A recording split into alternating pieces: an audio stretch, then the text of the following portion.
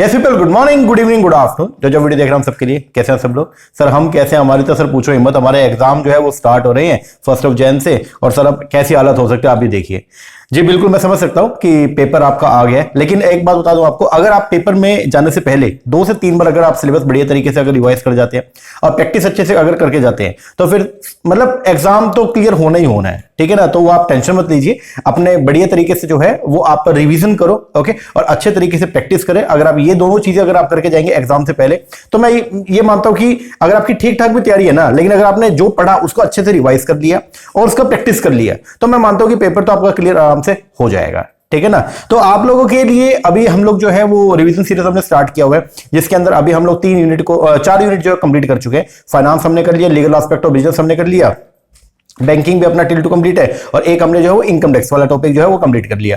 अब हम जो है वो एक नया यूनिट को स्टार्ट करें, जो है यूनिट नंबर 1, जिसको बोलते हैं हम लोग क्या, इंटरनेशनल बिजनेस। तो जो अपना यूनिट नंबर 1 है, okay, unit number 1 international business and business environment वाला, तो इस यूनिट को अब हम लोग जो वो स्टार्ट करने जा रहे हैं, ओके। टोटल मिला के इसके अंदर अगर हम बात करें चैप्टर्स का, तो जो अपना सिलेबस है हमने उस पूरे के पूरे सिलेबस को जो है वो 9 चैप्टर्स के अंदर जो है वो डिवाइड किया था, ओके। तो 8 तो आपके चैप्टर थे और एक 44 पेज का हमने एक्स्ट्रा जो नोट्स है वो भी हमने डाले थे, वो हमने इसमें कवर किया था। तो इन 9 चैप्टर्स को अब हम लोग जो है वो 4 दिनों में हम लोग जो रिवाइज करें, मतलब 4 लेक्चर के अंदर हम लोग जो रिवाइज करेंगे। तो डेली 2 चैप्टर जो है वो हम लोग क्या करने वाले हैं, बढ़िया तरीके से रिवाइज करने वाले हैं। तो आज के इस वीडियो के अंदर हम लोग जो है वो 2 चैप्टर करेंगे। कौन कौन सा? Chapter number 1 and chapter number 2। Chapter number 1 जो है वो तो हो गया आपका बेसिक इंटरनेशनल बिजनेस का, और चैप्टर नंबर 2 जो है वो आपका थ्योरीज का, okay, theory of international business. लगभग इन दोनों चैप्टर के ऊपर हम लोगों ने जो है वो अप्रोक्सीमेटली 15 लेक्चर हमने लगाए थे, क्योंकि चैप्टर 1 बहुत बड़ा था, इसके ऊपर 11 लेक्चर लगाए थे, और चैप्टर नंबर 2 जो है थ्योरी का लगभग 3 से 4 लेक्चर पे लगाए थे। अब जो हमने ये 15 लेक्चर में किया, उसको एक लेक्चर में हम लोग जो है वो कवर करने वाले हैं। तो ये एक रिवीजन वीडियो है, डिटेल वीडियो नहीं है, ओके। तो रिवीजन वीडियो में जो है वो सब चीजें एकदम फास्ट ट्रैक बेसिस पे होती है, ओके। तो इसका मेन जो पर्पस है वो यही है कि आपने जब क्लास लगाई थी उस टाइम पे जो आपने पढ़ा था वो सभी चीज को दोबारा से आपको जो है वो गो थ्रू करवाना, ओके। तो ये इसका मेन पर्पस है बेसिकली रिवीजन वीडियोस जो है वो बनाने का। बाकी हम लोगों ने अभी जो है वो आपके रिवीजन के लिए रिवीजन बैच जो है वो स्टार्ट किया हुआ है, जिसके अंदर हम लोग जो है वो आपको पेपर 1 पेपर 2 दोनों का रिवीजन वीडियो जो है वो एग्जाम से पहले आपको प्रोवाइड करवा रहे हैं, तो जो काफी हेल्प करने वाला है आपके एग्जाम के लिए, ओके। और बहुत ही नॉमिनल फीस जो है हमने इसका रखा है, 500 रुपए के अंदर हमने जो है वो बैच स्टार्ट किया हुआ है। तो अगर जो भी बच्चा इंटरेस्टेड है तो आप नीचे हमने नंबर दिया है, इस पर कॉल करके व्हाट्सएप करके आप इंक्वायरी भी कर सकते हैं। और कोर्स जो है वो हमारी मोबाइल एप्लीकेशन है मोहित शर्मा क्लासेस के नेम से, वहां पे आपको देखने को मिल जाएगा, तो वहां पे जाके आप उसको अवेल कर सकते हैं, ओके जी। चलो आओ अब हम जो है वो शुरुआत करते हैं। आप ये बुक जो है वो खोल के बैठो, ठीक है, और इसके अंदर जो चैप्टर नंबर 1 और चैप्टर नंबर 2 है वो हम कवर करेंगे। बहुत सारी चीजें आपको मैंने इस चैप्टर नंबर 1 के अंदर लिखवाई भी थी, नोटिंग करवाई थी, वो सारे के सारे टॉपिक जो आप साथ में लेके बैठना, ठीक है। मैं आपको दिखा भी दूंगा क्या क्या हमने जो है वो पढ़ा था, नोटिंग जो हमने किया था वो सब आप साथ में जो लेके बैठना, ओके। तो जल्दी जल्दी इसको हम जो है वो गो थ्रू करते जाएंगे, ओके जी सर। चलो शुरुआत करते हैं। देखो अपना जो ये टॉपिक था, जो यूनिट नंबर 1 है, details of business environment and international business, तो इसके जो है वो टोटल मिला के जो है वो 2 एस्पेक्ट थे। एक था आपका बिजनेस एनवायरनमेंट का, और एक है इंटरनेशनल बिजनेस, जिसको बोलते हैं हम लोग क्या, ग्लोबल बिजनेस। इंटरनेशनल बिजनेस की अगर बात करते हैं तो इंटरनेशनल बिजनेस 2 वर्ड से मिलकर बना है, एक है आपका इंटरनेशनल और एक है क्या, बिजनेस। बिजनेस के आगे 2 सबसेट होते हैं, एक होता है इंडस्ट्री और एक क्या होता है, कॉमर्स। इंडस्ट्री जो है इसका मेन काम जो है वो क्या होता है, कन्वर्जेंस करना होता है, जिसमें हम लोग जो है वो क्या करते हैं, रॉ मटेरियल को कन्वर्ट करते हैं किसमें, फिनिश गुड्स में। वही अगर बात करेंगे कॉमर्स का, तो कॉमर्स के अंदर हम लोग जो है वो क्या करते हैं, फिनिश गुड्स को आगे सेल करने का काम करते हैं। कॉमर्स के जो है वो आगे फर्दर 2 सबसेट है, एक है आपका ट्रेड और एक है ऑक्सिलरी टू ट्रेड। ट्रेड के अंदर आएगा basically 2 he activity, buying and selling, और ऑक्सिलरी टू ट्रेड के अंदर क्या आएगा, वो सारी एक्टिविटी जो ट्रेड को पूरा करने में क्या करते हैं, हेल्प करते हैं, उसको बोलते हैं हम लोग ऑक्सिलरी टू ट्रेड, ठीक है जी। इसके बाद में जो है फिर हमने ये पढ़ा था इंटरनेशनल का मतलब जो है क्या होता है। तो इंटरनेशनल वर्ड को जो है मतलब पहले इंडिया को जो है वो डिफाइन किया गया था कहां पे, अपने इंडियन कस्टम एक्ट 1962 के अंदर, ठीक है। इसके अंदर बोला गया कि इंडिया का मतलब जो है वो क्या, इंडिया इंक्लूड TWI, इंडिया के अंदर जो है वो क्या आएगा, TWI territorial water of India. तो फिर आपको मैंने बताया था कि अपने जो कोस्टल लाइन है, कोस्टल लाइन से लेकर के जो है वो 12 नॉटिकल माइल तक का एरिया जो है वो क्या है, TWI। लेकिन इंडिया के जो लॉ है, ठीक है, हमारे जो कानून है वो EEZ बोले तो एक्सक्लूसिव इकोनॉमिक जोन तक जो है फैले हुए। एक्सक्लूसिव इकोनॉमिक जो है जोन जो है वो क्या है, 200 न्यूटन नॉटिकल माइल का जो है वो एरिया होता है, इसका मतलब 370 किलोमीटर का। ठीक है जी। अब इंटरनेशनल बिजनेस का मतलब क्या होता है? वो सारी की सारी बिजनेस एक्टिविटी, जो भी बिजनेस एक्टिविटी हम लोग जो है वो क्या बियॉन्ड द बॉर्डर जाकर के जो है वो कंडक्ट करते हैं, उसको बोलते हैं हम लोग क्या international business. All those business activity that take place beyond the geographical limit of the country, that is it consist of transaction that are devise and carry out across the national border, उसको बोलते हैं हम लोग क्या international business. ठीक है। Generally international business के अंदर हम लोग जो तीन चीजें लेके चलते हैं, एक होता है इंपोर्ट, एक है एक्सपोर्ट और एक होता है क्या इंटरपोर्ट। इंपोर्ट का जो मतलब होता है वो क्या, बाहर से कोई भी सामान अगर आप अपनी डोमेस्टिक बाउंड्री के अंदर जो है डोमेस्टिक टेरिटरी के अंदर अगर आप लेके आते हो उसको बोलते हैं जनरली हम लोग क्या इंपोर्ट। इंडिया से कोई सामान बना करके उसको बाहर बेचना उसको बोलते हैं हम लोग क्या एक्सपोर्ट। और अगर आप जो है वो क्या कर रहे हैं, बाहर से कोई गुड्स जो है वो इंपोर्ट कर रहे हैं और फिर उसको आगे क्या कर रहे हैं एक्सपोर्ट कर रहे हैं, ठीक है, इसको बोलते हैं जनरली हम लोग क्या एंटरपोर्ट। क्या बोलेंगे?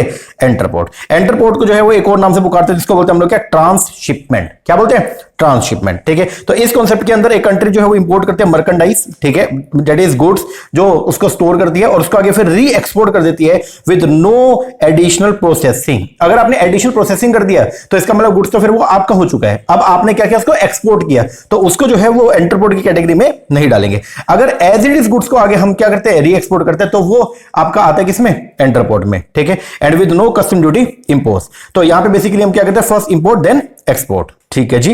But always remember international business में ओनली इंपोर्ट एक्सपोर्ट या एंटरपोर्ट नहीं आता, इसके अलावा बहुत सारे डायमेंशन जो है बिजनेस इंटरनेशनल बिजनेस की और भी है। ठीक है। इंटरनेशनल बिजनेस के अंदर क्या क्या आएगा, मतलब इसका स्कोप काफी वाइड है। इसमें क्या क्या आएगा? Importing and exporting of the goods and service, licensing franchisee product and brand, moving capital technology and people across the border, transferring technology, managerial knowledge हो गया, capital and idea from one country to another, joint venture, contract manufacturing, ये सब जो है वो आपका आता है किसके स्कोप के अंदर? इंटरनेशनल बिजनेस के स्कोप में। ठीक है जी। इसके बाद फिर हम लोगों ने पढ़ा था इंटरनेशनल बिजनेस के अंदर चलिए हम लोग जो है इंपोर्ट और एक्सपोर्ट को लेके चलते हैं, और ये जो है या तक किसके दायरे में? कस्टम के दायरे में। अब कस्टम डिपार्टमेंट का जो मेन सोर्स ऑफ रेवेन्यू है वो क्या? Custom duty. कस्टम ड्यूटी का बेसिकली जो है वो क्या है? इंपोर्ट के ऊपर लगने वाले, क्योंकि जो भी गुड्स इंडिया से सामान को बना करके अगर आप बाहर अगर हम क्या करते हैं एक्सपोर्ट करते हैं तो एक्सपोर्ट पे जनरली हम जो है वो कस्टम ड्यूटी चार्ज नहीं करते, बोलते एक्सपोर्ट ड्यूटी चार्ज नहीं करते, क्योंकि हम ये चाहते हैं कि हमारा सामान बाहर सस्ता जाए। अगर सस्ता जाएगा तो वो ज्यादा बिकेगा, और यही हम चाहते हैं। हमारा जो मेन ऑब्जेक्टिव होता है वो क्या होता है? एक्सपोर्ट्स को क्या करना? बढ़ाना। हम इंपोर्ट को रोकना चाहते हैं, एक्सपोर्ट को बढ़ाना चाहते हैं। एक्सपोर्ट्स को बढ़ाने के लिए हम लोग जो बहुत सारे इंसेंटिव स्कीम जो प्रोवाइड करते हैं, जो चैप्टर नंबर 7 के अंदर हमने पढ़ी है फॉरेन ट्रेड पॉलिसी में। ओके। और इंपोर्ट को कम करने के लिए हम लोग जो वो वेरियस बैरियर्स है वो इंपोज करने का काम करते हैं, जो है टैरिफ और नॉन टैरिफ बैरियर, वो हमने कैटेगरी पढ़ी थी। ठीक है। अब गवर्नमेंट जो है वो क्या करती है? इंपोर्ट जो है इंपोर्ट ड्यूटी बेसिकली क्या होती है? इंपोर्ट के ऊपर लगने वाला एक टैक्स होता है। ठीक है। बट क्वेश्चन ये गवर्नमेंट जो है वो इंपोर्ट ड्यूटी क्यों लगाती है? उसके पीछे गवर्नमेंट के दो जो है मोटिव होते हैं। एक होता है रेवेन्यू मोटिव, गवर्नमेंट जो टैक्स के तौर पे पैसा कमाना चाहती है, और एक होता है प्रोटेक्टिव मोटिव। प्रोटेक्टिव मोटिव के अंदर हमने क्या पढ़ा था कि गवर्नमेंट अपने डोमेस्टिक इंडस्ट्री को जो है वो प्रोटेक्शन प्रोवाइड करना चाहती है। ठीक है। अब क्वेश्चन जो है वो यहां पर यह आता है कि एक कंट्री की इंटरनेशनल इकोनॉमिक परफॉर्मेंस को अगर आपने जो है वो मेजर करना है तो आप कैसे करोगे? तो एक कंट्री की इंटरनेशनल इकोनॉमिक परफॉर्मेंस को मेजर करने के लिए हम लोग जो है वो देखते हैं कि उस कंट्री के पास में कितने फॉरेन करेंसी के जो है वो क्या है रिसोर्स अवेलेबल है। ठीक है। तो फॉरेन करेंसी क्या मतलब जो क्या होता है? अदर देन होम करेंसी, उसको बोलते हैं हम लोग क्या? Foreign currency. जितने ज्यादा आपके पास में फॉरेन करेंसी के रिजर्व अवेलेबल होंगे उतना ही आपके जो मतलब आपकी जो पोजीशन है वो क्या रहेगी? स्ट्रॉन्ग रहेगी। ठीक है। Now question is how to increase the foreign currency reserve. अब आप किस तरीके से फॉरेन करेंसी रिजर्व को जो है वो बढ़ा सकते हैं? क्योंकि देखो अगर आपने अपने देश को जो है वो आगे लेके जाना है तो आपके पास में फॉरेन करेंसी के रिजर्व अच्छे होंगे, तो बट ऑब्वियस है कि आपकी जो है रैंकिंग बहुत बढ़िया होगी। ओके। और आपके ऊपर जो है वो बाहर के मतलब एक्सटर्नल जो शॉक्स हैं उनका भी ज्यादा इंपैक्ट नहीं पड़ेगा। अब क्वेश्चन ये आता है कि किस तरीके से हम लोग जो है वो अपने रिजर्व को मतलब जो फॉरेक्स रिजर्व है उनको कैसे बढ़ा सकते हैं? उसको बढ़ाने के लिए तीन उपाय आपके पास में।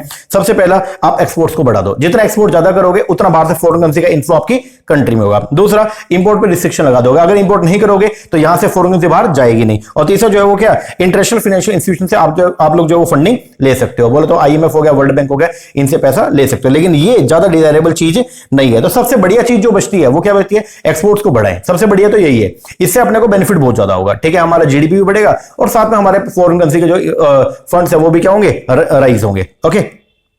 अब एक्सपोर्ट को इंक्रीज करने के लिए इंडिया की जो गवर्नमेंट है वो बेसिकली जो है वो क्या करती है? बहुत सारी इंसेंटिव प्रोवाइड करती है, बहुत सारी स्कीम है। और इंपोर्ट को रोकने के लिए हम लोग जो वो क्या लगाते हैं? बैरियर। बैरियर की बात करें तो बैरियर दो तरीके के, एक है आपके टैरिफ और एक है कौन से? Non tariff. ठीक है जी। अब एक बात ध्यान रखना, इंपोर्ट ड्यूटी किस वैल्यू पे लगती है? तो इंपोर्ट ड्यूटी जो वो लगती है किस पे? CIF वैल्यू पे। और जो एक्सपोर्ट ड्यूटी है वो लगती है किस पे? FOB वैल्यू पे। ये बात थोड़ा ध्यान रखना। ठीक है जी। अब क्वेश्चन ये है कि जनरली तो हम ये बोलते हैं export the goods not the taxes. इसका मतलब अगर कोई भी सामान जो है बाहर एक्सपोर्ट हो रहा है तो उस पर लगने वाले जितने भी टैक्सेस हैं हम उन सबको क्या कर देंगे, हटा देंगे। दैट मींस कि एक्सपोर्ट के ऊपर कोई भी एक्सपोर्ट ड्यूटी नहीं लगाएंगे। लेकिन अगर कोई गुड्स ऐसी है जिसकी इंडिया में ही स्कार्सिटी है, इंडिया में कमी है, तो अगर कोई गुड्स इंडिया में कमी है और आप बाहर के लोगों की नीड को पूरा करने चले तो तुम तो बहुत खराब इंसान हो। तो उस केस के अंदर गवर्नमेंट ने उसके ऊपर क्या लगा दी है, ड्यूटी। ठीक है, तो ऐसे गुड्स जिसकी इंडिया में स्कार्सिटी है उनको हम बाहर एक्सपोर्ट नहीं करेंगे, और अगर आप करोगे तो फिर आपको बहुत सारी जो है वो ड्यूटी जो है वो पे करनी पड़ेगी। ठीक है जी। अब क्वेश्चन आता है कि गवर्नमेंट जो है वो इंपोर्ट को रोकना चाहती है, उसके लिए गवर्नमेंट क्या लगाती है, बैरियर, और एक्सपोर्ट को प्रमोट करना चाहती है, उसके लिए गवर्नमेंट जो है वो क्या देती है, इंसेंटिव।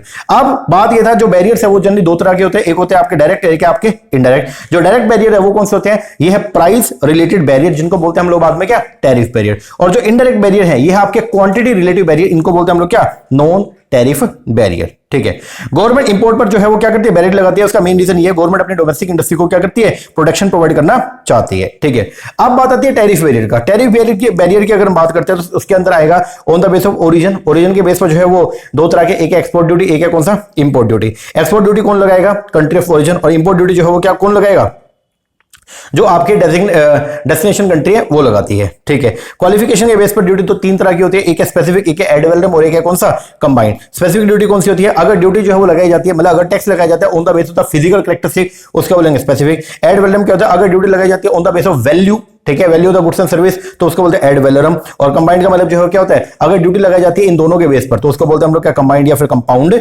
ड्यूटी। फिर पर्पस के बेस पर अगर हम बात करें तो ड्यूटी दो तरीके की, एक है रेवेन्यू टैरिफ और एक और कौन सा, प्रोटेक्टिव टैरिफ।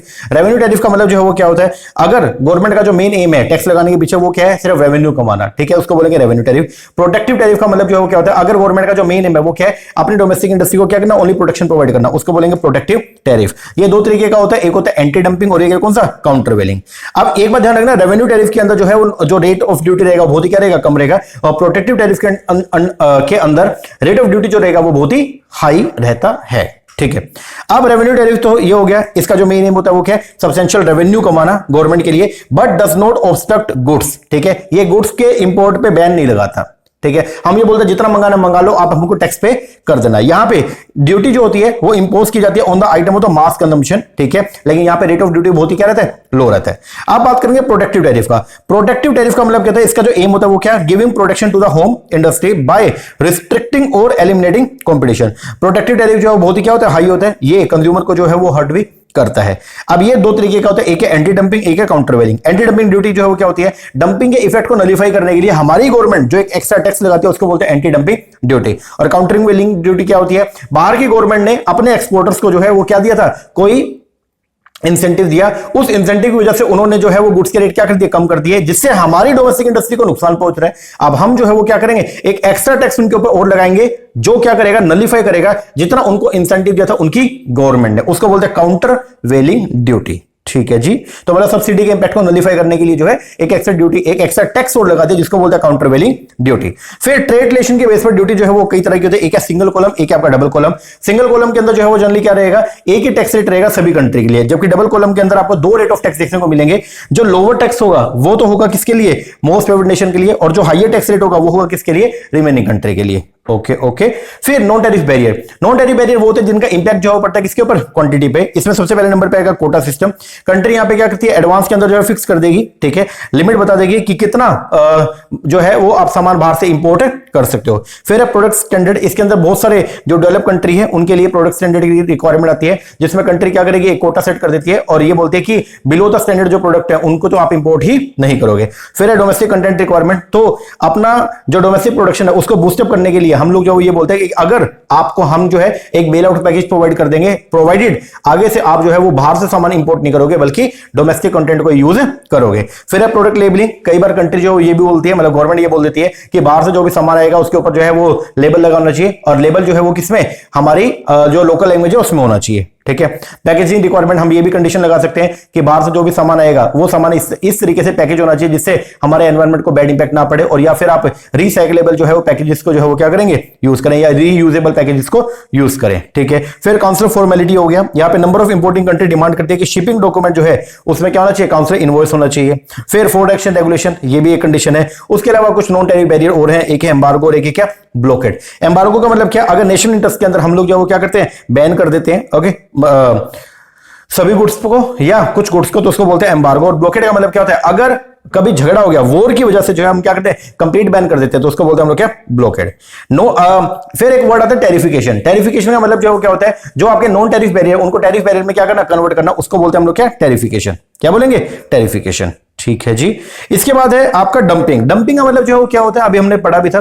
डंपिंग का मतलब होता है विदेशों में जाकर के सामान को बेचना, मतलब हमारा जो सामान है जो हमने अपनी कंट्री में बनाया उसको विदेश में जाके क्या करेंगे, बेचेंगे, और सस्ते रेट पर बेचेंगे, बिलो द कॉस्ट जाके बेचेंगे। क्यों कर रहे हैं ऐसा, मतलब मैं इंडिया का हूं और मैंने इंडिया के अंदर ये पेन बनाया एप्पल का, ओके। अब इस पेन को मैंने बना लिया और बना के मैं इसको जो है वो क्या करूंगा, मान लो एग्जांपल के तौर पे मैं इसको जर्मनी के अंदर बेचने जा रहा हूं, ओके। और वहां पे ये पेन मैंने बनाया है मान लो 1000 रुपए का, और मैं वहां पे जो है वो इसको बेच रहा हूं 800 रुपए का, बिलो द कॉस्ट जाकर के। क्यों ऐसा मैं क्यों कर रहा हूं, ताकि वहां की जो डोमेस्टिक मार्केट है उसको मैं पूरी तरह से क्या कर दूं, तहस नहस कर दूं। ठीक है, तो डोमेस्टिक मार्केट को कैप्चर करने के लिए जब मैं बिलो द कॉस्ट जाकर के जो है अपने गुड्स को क्या करते हैं, बेचते हैं, ताकि एक बार उनकी मार्केट को कैप्चर कर लो और बाद में रेट को क्या कर देंगे, बढ़ा देंगे। तो ये जो प्रैक्टिस मैंने एडॉप्ट किया, इस प्रैक्टिस को बोलते हैं हम लोग क्या, डंपिंग। क्या बोलोगे, डंपिंग।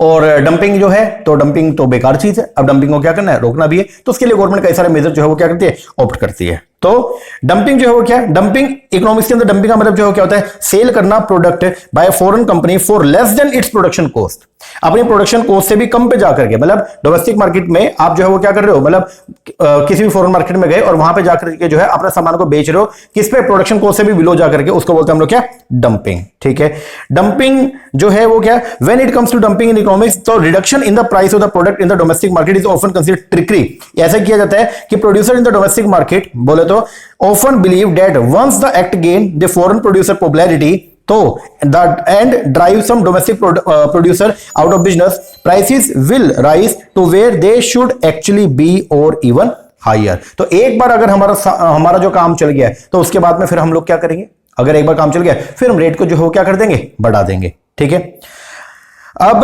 डंपिंग मेन जो ट्रेड रिस्ट्रिक्शन है, the main trade restriction domestic market implement करती है डंपिंग इंपैक्ट को रोकने के लिए, वो क्या करेगी, या तो हम इंपोर्ट के ऊपर क्या करेंगे, टैरिफ लगा देंगे, या इंपोर्ट के ऊपर क्या करेंगे, कोटा। टैरिफ लगाया तो रेट महंगा हो जाएगा लेकिन इंपोर्ट कर सकते हो, और अगर कोटा लगा दिया तो फिर क्या होगा, इंपोर्ट आपका बंद ही हो जाएगा एक पर्टिकुलर कमोडिटी के बाद में।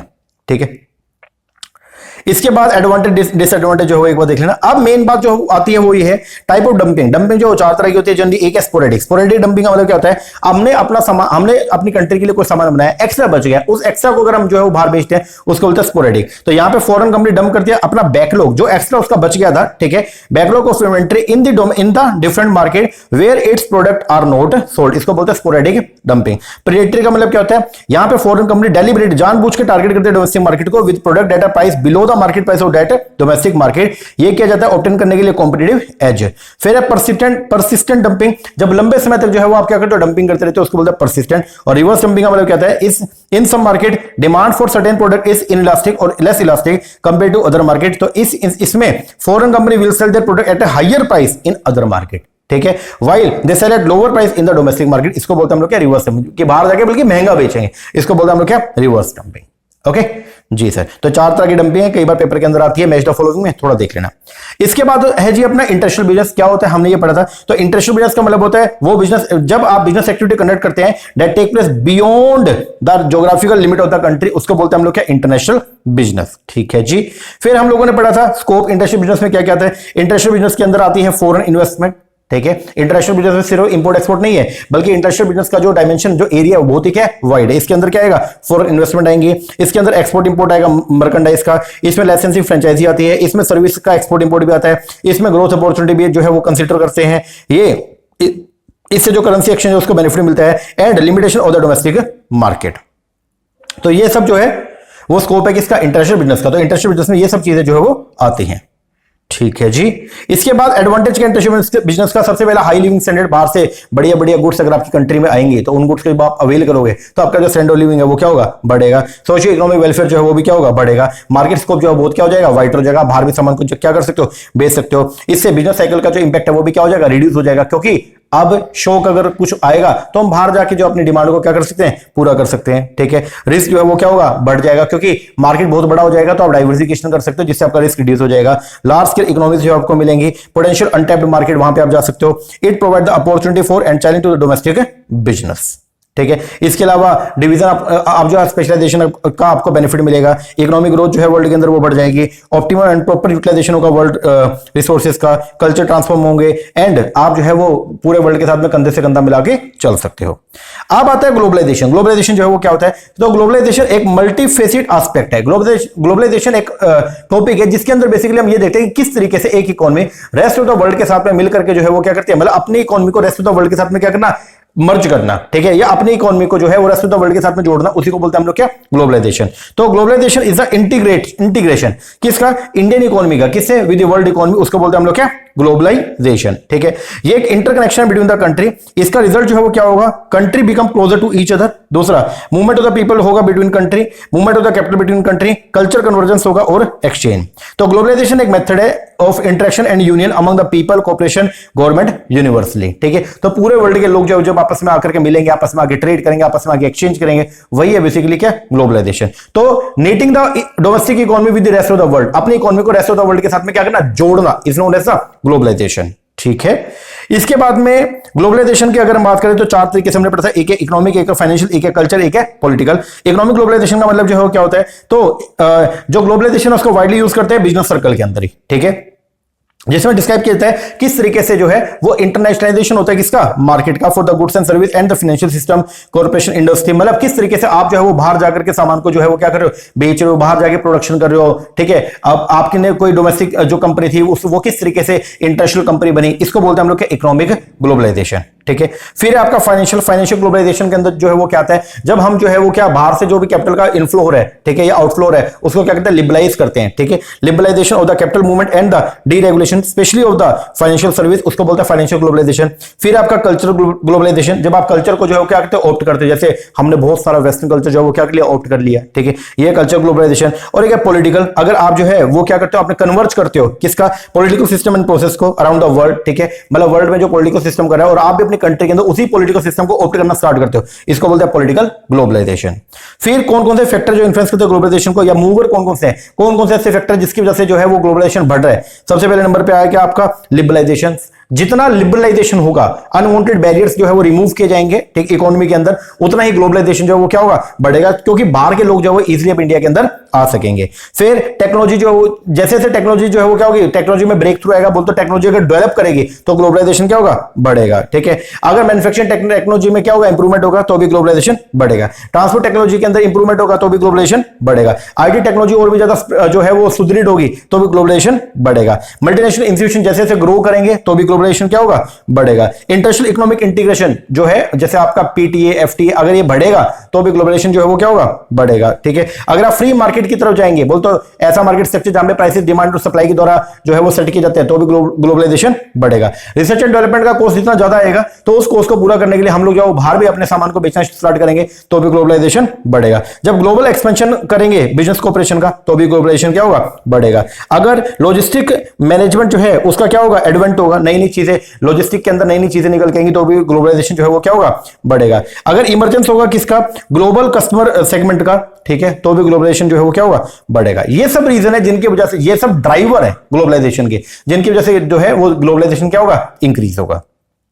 ओके, फिर आता है अगर आपने ग्लोबलाइजेशन को नापना है कि आपकी इकोनॉमी कितनी ग्लोबलाइज है, अगर आपको ये देखना है तो फिर कैसे करेंगे। तो अगर आप ये देखना चाहते हो कि हमारी जो इकोनॉमी है वो ग्लोबलाइज है या नहीं है, तो उसके लिए कुछ इंडेक्स है। सबसे पहले ट्रेड ओपननेस, आप ये देख सकते हो, ट्रेड ओपननेस जो है कंट्री का, उसको हम मेजर करेंगे as a percentage share of foreign trade in the total GDP. ठीक है, फिर केओएफ इंडेक्स के बेस पर भी कर सकते हो। केओएफ इंडेक्स जो है उसके अंदर आप जो है वो तीन सब इंडेक्सेस जो है वो लेके चलते हैं, एक है इकोनॉमिक ग्लोबलाइजेशन, एक है आपका सोशल, कौन सा, पॉलिटिकल। इकोनॉमिक ग्लोबलाइजेशन का जो रेशियो है वो है 36%, सोशल का 38% और पॉलिटिकल का 26%। इसके बाद है एटी केयरनी इंडेक्स। ठीक है, एटी केयरनी इंडेक्स जो है इसके अंदर हम लोग जो 12 वेरिएबल को जो है वो लेकर कंसीडर करते हैं, जिनको चार जो बास्केट में हमने क्या किया, ग्रुपिंग किया।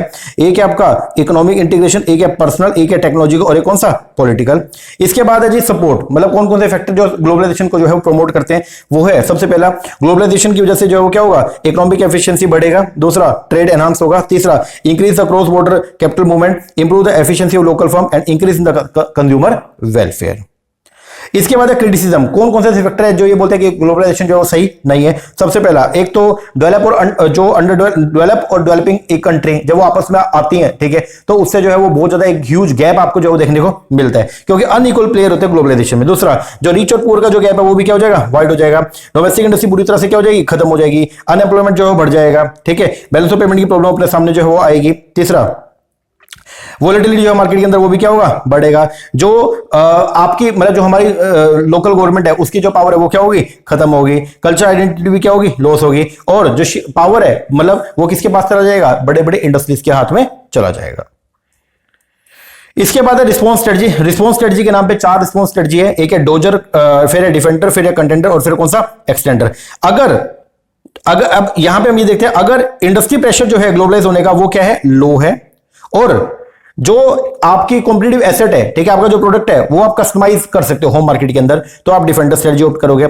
अगर इंडस्ट्री प्रेशर जो है वो तो क्या है, हाई है, और जो प्रोडक्ट है, ठीक है, जो कॉम्पिटिटिव एसेट है, ठीक है, वो कस्टमाइज है होम कंट्री में ओनली, तो आप डोजर स्ट्रेटजी ऑप्ट करोगे। अगर इंडस्ट्री प्रेशर जो है टू ग्लोबलाइज वो क्या है, आपका लो है, लेकिन आप अपने जो सामान उसको बाहर ट्रांसपोर्ट अब्रॉड लेके जा सकते हो, तो आप एक्सटेंडर स्ट्रेटजी को यूज करोगे। और अगर इंडस्ट्री का जो प्रेशर है ग्लोबलाइज होने का वो बहुत ही क्या हाई है, और लेकिन हमारा सामान जो बाहर भी जा सकता है, तो हम वहां पे कंटेंटर जो है वो टेक्निक को ऑप्ट करेंगे। तो ये बेसिकली जो है वो हमारे सामने जो है वो क्या है, रिस्पॉन्स स्ट्रेटजी, ठीक है। फिर था मल्टीनेशनल एंटरप्राइज। मल्टीनेशनल एंटरप्राइज का मतलब क्या होता है, मल्टीनेशनल, एक ऐसी एंटरप्राइज जो बेसिकली जो है कई सारे देशों के अंदर जो है वो क्या करिए, अपने बिजनेस को ऑपरेट करिए, उसको बोलते हैं मल्टीनेशनल एंटरप्राइज। सिंपल टर्म में अगर हम बात करते हैं तो बोलते हैं मल्टीनेशनल का मतलब जो है वो क्या होता है, मल्टीनेशनल का मतलब एंटरप्राइज का मतलब होता है एक फर्म जो ऑपरेट करते हैं in more than one country, that is in multiple countries के अंदर, उसको बोलते हैं multinational enterprise. International business literature mention करता है वेरियस डेफिनेशन एमएनसी का। Reader often come across term like international, multinational, transnational, global, occurring before the word of corporation and enterprise. Although conceptual difference जो है वो आपको यहां पे देखने को मिलेगा, ठीक है, but in practice these are often use interchangeably. बहुत बढ़िया तरीके से आपको मैंने समझाया था कि एंटरप्राइज में और कॉर्पोरेशन में क्या डिफरेंस है, उसको जरूर देख लेना एक बार, ठीक है।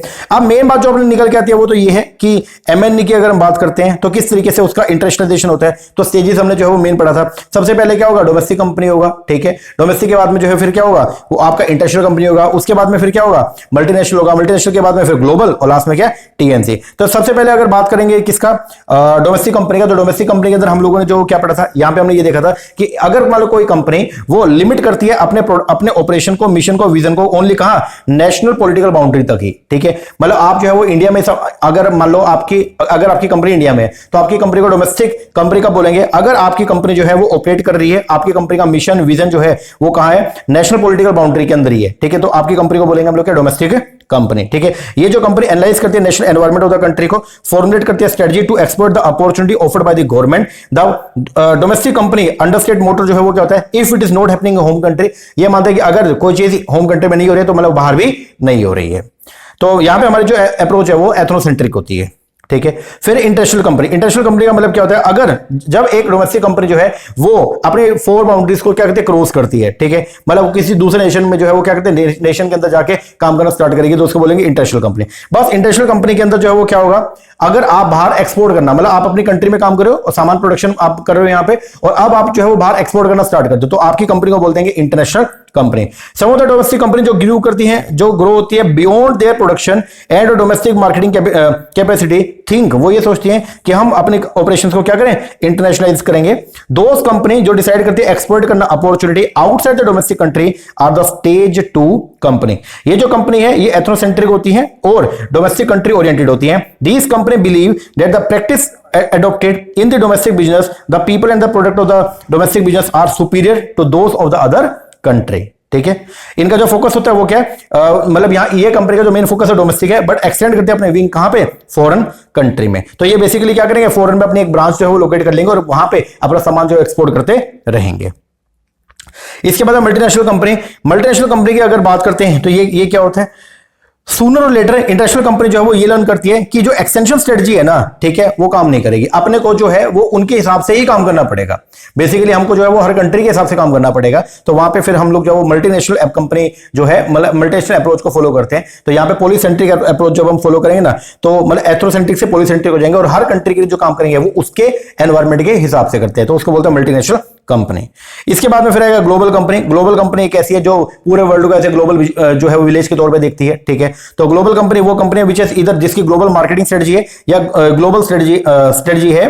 ग्लोबल कंपनी इधर produce in the home country और ए सिंगल कंट्री और फोकस करते हैं मार्केटिंग दीज प्रोडक्ट ग्लोबली, ठीक है ना, और produce the product globally and focus करेगी मार्केटिंग दिस प्रोडक्ट डोमेस्टिकली। या तो पूरे वर्ल्ड में बनाएगी और सामान बना के इंडिया में बेचेगी, मतलब इंडिया की एक कंपनी को ग्लोबल कंपनी का बोलेंगे। अगर कोई इंडियन कंपनी पूरे वर्ल्ड में सामान को प्रोड्यूस कर रही है और उसको इंडिया में बेच रही है या इंडिया में सामान को प्रोड्यूस करके पूरे वर्ल्ड में बेच रही है तो उसको बोलेंगे हम लोग क्या, ग्लोबल कंपनी। फिर आएगा ट्रांसनेशनल कंपनी। ट्रांसनेशनल कंपनी वो कंपनी होती है जो प्रोड्यूस करती है, मार्केट करती है, इन्वेस्ट करती है और ऑपरेट करती है अक्रॉस द वर्ल्ड। ये इंटीग्रेटेड ग्लोबल एंटरप्राइज है जो लिंक करती है ग्लोबल रिसोर्स को with global market at profit. Okay, इसके बाद फिर ये स्टेजेस था, थोड़ा एक बार देख लीजिएगा।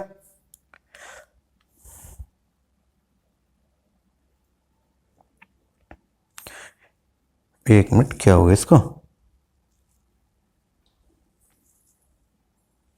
इसके बाद आया जी आपका mode of entry. Mode of entry की अगर हम बात करते हैं तो मतलब किस तरीके से हम जो है वो इंटरनेशनल बिजनेस के अंदर या इंटरनेशनल मार्केट में हम कैसे जो है वो एंटर करेंगे, तो उसके लिए हमारे पास में कई सारे जो है वो ऑप्शन अवेलेबल है, ठीक है, जिनको जनरली मोड ऑफ एंट्री हम बोलते हैं। तो इंटरनेशनल मार्केट जो है प्रोवाइड करते हैं वाइड रेंज ऑफ अपॉर्चुनिटी बहुत सारी आपको यहाँ पे देखने को मिलेगी एक डोमेस्टिक बिजनेस को, ठीक है। बट ग्लोबल बिजनेस है वो बहुत ही क्या होता है, रिस्कियर होता है। तो फर्म जो है वो प्रेफर करती है कि हम इंटरनेशनल जो है वो क्या करें, एंटर तो करेंगे, अगर परसीव बेनिफिट जो है, अगर अपने को बाहर जाने से बेनिफिट ज्यादा है और अपना रिस्क जो है वो क्या कम है, तो कंपनी जो ये डिजायर कर रही है to enter the foreign market face the dilemma while deciding the method. अब जो कंपनी बाहर जाने का सोच रही है ना, तो अब उसके सामने बहुत सारी प्रॉब्लम आ गई है। प्रॉब्लम ये है कि हम बाहर तो चले जाएं, लेकिन हम जो है वो किस मोड के जरिए जाएं, ठीक है, कई सारे मोड अवेलेबल है, ठीक है। तो किस मोड के जरिए जाएं हम, मतलब तो कंपनी जब ये डिसाइड कर रही होती है तो कंपनी के सामने कई सारे फैक्टर आते हैं, ठीक है, और उसके बेस पर कंपनी जो है वो डिसाइड करेगी। तो कौन कौन से डिसीजन फैक्टर है, सबसे पहला ओनरशिप। यहां पे कंपनी देखिए हम खुद का पैसा लगाएं कैसे करें, लोकेशन एडवांटेज देखते हैं हम यहाँ पे, एंड इंटरनेशनलाइजेशन के एडवांटेज हम लोग जो क्या करेंगे, चेक करते हैं, ठीक है। और फिर उसके बेस पर हम डिसाइड करते हैं कि किस मोड को अपने को क्या करना है, ऑप्ट करना है। अब मोड ऑफ इंटरनेशनल बिजनेस की बात करें तो यहाँ पे 3 तरह के मोड है, एक है ट्रेड रिलेटेड, एक है कॉन्टेक्चुअल, एक कौन सा, इन्वेस्टमेंट। सबसे पहले trade related mode. Trade related mode ऐसा मोड होता है जिसके अंदर सम सॉर्ट ऑफ क्या होता है, ट्रेड होता है दो कंट्री की अलग अलग कंपनीज के बीच में, उसको बोलते हैं ट्रेड रिलेटेड मोड। इसमें सबसे पहले तो आ गया क्या, एक्सपोर्ट। एक्सपोर्ट को डिफाइन करेंगे हम कैसे, मैन्युफैक्चरिंग करना goods in the home country और third country and shipping them to the sales to the country other than the production country of production, उसको बोलते हैं हम लोग एक्सपोर्ट। तो यहां पे हम क्या करते हैं, स्मॉल फर्म, एक छोटी कंपनी जिस पे लिमिटेड फाइनेंशियल रिसोर्सेज है, तो वो जनरली जो है वो सबसे पहले अगर वो बाहर काम करना चाहती है ना, तो वो क्या करेगी, एक्सपोर्ट का सहारा लेती है, ठीक है। Find export the most suitable international business expansion mode. Even the larger firm, इसके अलावा जो बड़ी कंपनी भी होती है ना, वो भी यूज करती है एक्सपोर्ट को as an entry mode suitable under the situation, primary assessing potential for the new market या country with relatively smaller market potential और इनफ्रीक्वेंट डिमांड पैटर्न। तो वो जनरली जो है बाहर जाकर के अपना खुद की यूनिट एस्टेब्लिश नहीं करेगी, बल्कि वो एक्सपोर्ट का सहारा लेगी। अब जो एक्सपोर्ट है वो 2 तरीके का होता है, एक होता है इनडायरेक्ट और एक है कौन सा, डायरेक्ट। इनडायरेक्ट एक्सपोर्ट का मतलब जो वो क्या होता है, जब आप बिना किसी इंटरमीडिएट, मतलब जब आप इंटरमीडिएट की हेल्प लेके जो वो क्या करते हैं, एक्सपोर्ट करते हैं, तो उसको बोलते हैं हम लोग क्या, इनडायरेक्ट एक्सपोर्ट। डायरेक्ट के अंदर बेसिकली जो क्या आएगा, जब आप बिना किसी इंटरमीडिएट की मदद से डायरेक्टली अपना सामान को बाहर क्या करते हो, एक्सपोर्ट करते हो, तो उसको बोलते हैं हम लोग क्या, डायरेक्ट एक्सपोर्ट। फिर है पिगी बैकिंग, जिसको बोलते हैं कॉम्प्लीमेंट्री एक्सपोर्ट। इसमें एक कंट्री, मतलब विदेशी कंट्री इंडिया में आकर के और इंडिया की जो डोमेस्टिक कंपनी है ना, तो उसके डिस्ट्रीब्यूशन सिस्टम को क्या करेगी, यूज करेगी, ठीक है। तो इंडियन कंपनी को तो बोल देंगे कैरियर, और जो डोमेस्टिक जो फॉरेन कंपनी जो इंडिया के डोमेस्टिक सिस्टम को यूज कर रही है, उसको बोलेंगे हम लोग क्या क्या बोलेंगे, एक है कैरियर और एक जो है वो हो जाएगा क्या, राइटर। अब पिगी बैकिंग के अंदर जो है वो क्या होगा, पिगी बैकिंग जनरली यूज किया जाता है किसके लिए, for related but non competitive products के लिए, ठीक है। कैरियर को क्या एडवांटेज है, जैसे मैंने यहाँ पे एग्जांपल दिया था टाटा और फीड का, तो यहाँ पे टाटा को बेनिफिट जो है वो क्या था कि पिगी बैकिंग ऑफर करता है quick access to the outsider product that fill the gap in the product line. दूसरा, कैरियर जो है वो बाय भी कर सकते हैं प्रोडक्ट आउटसाइड या और and sell it under its own brand name, ठीक है, या वो कमीशन के ऊपर भी काम कर सकता है। However as a common practice ये होती है कि कैरियर रिटेन करता है ब्रांड नेम को, राइडर जो है वो अपना ब्रांड नेम रिटेन करेगा, एंड मार्केट प्रमोशन एक्टिविटी जो है वो किया जाएगा किसके द्वारा, विद म्यूचुअल कंसेंट के द्वारा, ठीक है। इसके बाद काउंटर ट्रेड जो है वो क्या होगा, अब यहां पे अपने को देखना होता है। देखो सबसे पहले, does the transaction involve reciprocal commitment, कि क्या ट्रांजैक्शन रेसिप्रोकल कमिटमेंट है, अगर नहीं है तो इसका मतलब वो तो स्ट्रेट सेल हो गया। अगर रेसिप्रोकल कमिटमेंट है ठीक है, तो वो काउंटर ट्रेड है। अब काउंटर ट्रेड है तो देखना पड़ेगा कि क्या हमने पैसे का यूज किया नहीं किया। अगर पैसे का यूज ही नहीं किया तो फिर वो क्या है, बार्टर सिस्टम है। मैंने आपको सामान दिया, आप मुझे सामान दोगे, ये तो बार्टर हो गया। अब बार्टर तो है, तो यहां पे देखना पड़ेगा does the transaction extend over the long time period and involve basket of goods. अगर ऐसा है यस, तो फिर देखना पड़ेगा क्लियरिंग एजेंट। ठीक है, तो क्या थर्ड पार्टी इन्वॉल्व है या नहीं है। थर्ड पार्टी अगर इन्वॉल्व है तो उसको बोलेंगे स्विच ट्रेडिंग, अगर थर्ड पार्टी इन्वॉल्व नहीं है तो उसको बोलेंगे क्लियरिंग एजेंट। ठीक है, और अगर मान लीजिए बास्केट ऑफ गुड्स जो है वो लंबे समय तक नहीं चलेगा, ठीक है, तो फिर उसको बोलेंगे सिंपल बार्टर। अब बात आता है कि अगर आपने पैसे का यूज किया नहीं किया, पैसे का यूज नहीं किया तो हमने तीन ऑप्शन पढ़ लिया। अगर आपने पैसे का यूज किया, ट्रांजैक्शन के अंदर यूज ऑफ मनी हुआ, तो फिर देखना पड़ेगा कि क्या रेसिप्रोकल कमिटमेंट लिमिटेड है ओनली परचेज ऑफ गुड्स तक। अगर ऐसा नहीं है फिर तो बोलेंगे ऑफसेटिंग, और अगर ऐसा है तो फिर क्या होगा, buy back and counter purchase. अब यहां पे देखना पड़ता है भाई बाय बैक किसको बोले, काउंटर परचेज किसको बोले, तो देखेंगे are the goods that taken back by the exporter the resultant output of the equipment sold. तो अगर यस ऐसा है तो उसको बोलेंगे बाय बैक, और अगर ऐसा नहीं है तो उसको बोलेंगे काउंटर परचेज। ठीक है, ये हमने पढ़ लिया था। फिर एक कॉन्टेक्चुअल मोड। कॉन्टेक्चुअल मोड जो है वो क्या है, कॉन्टेक्चुअल मोड जो है वो लगाए जाते हैं टू मेक यूज ऑफ, जिसके माध्यम से हम लोग जो क्या करते हैं अपने स्ट्रेटेजिक स्ट्रेंथ एंड रिसोर्स को जो है वो क्या करते हैं, यूज करते हैं। ठीक है ना, तो हम अपने स्ट्रेटेजिक स्ट्रेंथ को यूज करेंगे फॉरेन के एक कंपनी के साथ में मिल करके, और फॉरेन कंपनी अपने स्ट्रेटेजिक स्ट्रेंथ को यूज करेगी, और फिर मिल करके जो है पूरी मार्केट को कैप्चर करने का प्रयास करते हैं। तो उसको बोलते हैं जनरली हम लोग क्या, कॉन्टेक्चुअल मोड। कॉन्टेक्चुअल मोड के अंदर हम लोगों ने जो है ये देखा था, contextual mode are often preferred over other mode of international business in the following situation। सबसे पहला, reluctant to invest resource in the target country। ठीक है, अगर आप जो टारगेट कंट्री में, मतलब अगर आप बाहर जो है वो एफडीआई करना नहीं चाहते तो फिर आप कॉन्टेक्चुअल मोड का सहारा ले सकते हो। हाई लेवल ऑफ रिस्क के बाहर अगर मान लो, या बिजनेस एनवायरनमेंट है वो वहां पूरी तरह से ऑल टुगेदर क्या डिफरेंट है, या जो टैरिफ है इंपोर्टेड गुड्स पे, या सोशियो कल्चरल डिफरेंस है वो अगर आपको ज्यादा देखने को मिल रहा है, तो वहां पे हम लोग जो कॉन्टेक्चुअल मोड का सहारा लेते हैं।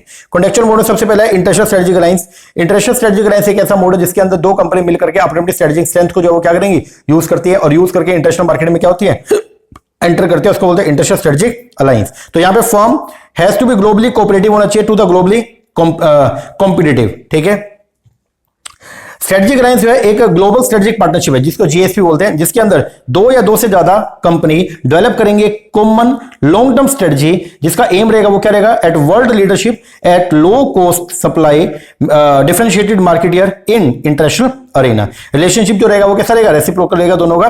पार्टनर जो है, पार्टनर एफर्ट जो है वो क्या होंगे, ग्लोबल होंगे। Relationship is organise along horizontal not vertical.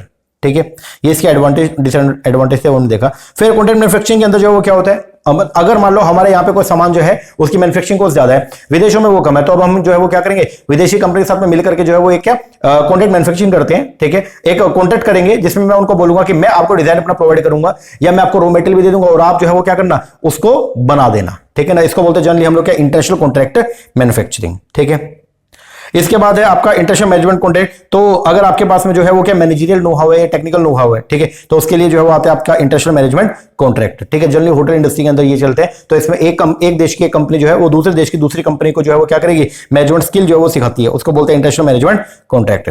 फिर आएगा आपका टर्नकी प्रोजेक्ट जो है वो क्या आएंगे, अगर मान लो आपके पास में जो है वो क्या टेक्निकल नो हाउ है, तो उसके लिए आएंगे बेसिकली टर्नकी प्रोजेक्ट। ठीक है, तो ये बेसिकली क्या होता है, अगर एक कंपनी एक्सपेंड करना चाहती है internationally by making use of the core competency in the designing and executing infrastructure plant and manufacturing facility overseas, तो वहां पे हम टर्नकी प्रोजेक्ट्स को जो क्या करते हैं, यूज करते हैं। टर्नकी प्रोजेक्ट का मतलब होता है हैंड ओवर करना एक प्रोजेक्ट टू द क्लाइंट। ठीक है, मतलब टर्निंग द की। अब ये तीन तरह के होते हैं, एक है बीटी, एक है बीओटी और एक है बीओओ।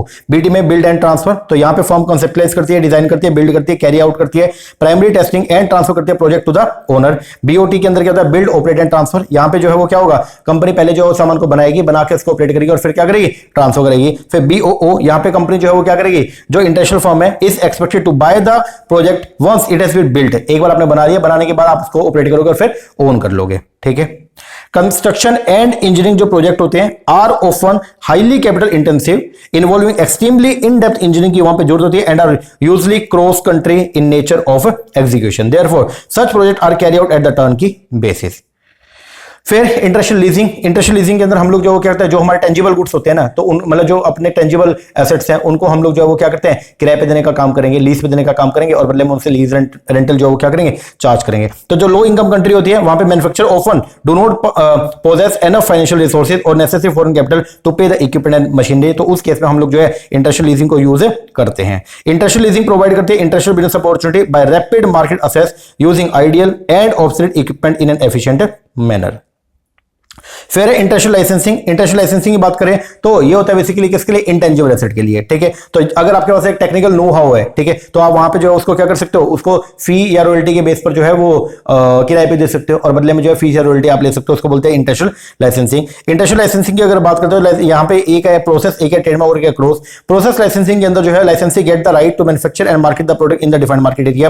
ट्रेडमार्क लाइसेंसिंग में जो है वो क्या होगा, आपको फॉर्मूला भी देंगे और साथ में ट्रेड नेम भी देंगे। और क्रॉस लाइसेंसिंग के अंदर जो है वो क्या, म्यूचुअल शेयरिंग होगा किसका, patents between two company without exchanging of the license fee. ठीक है, फिर इंटरनेशनल फ्रेंचाइजी जो है एक्सटेंडेड फॉर्म में किसका, लाइसेंसिंग का। ठीक है, यहां पे जो है वो आपको फॉर्मूला भी दिया जाएगा, ट्रेड नेम भी दिया जाएगा और साथ में बताया भी जाएगा किस तरीके से आपको बिजनेस को क्या करना है, ऑपरेट करना है। इसको बोलते हैं इंटरनेशनल फ्रेंचाइजी। ठीक है,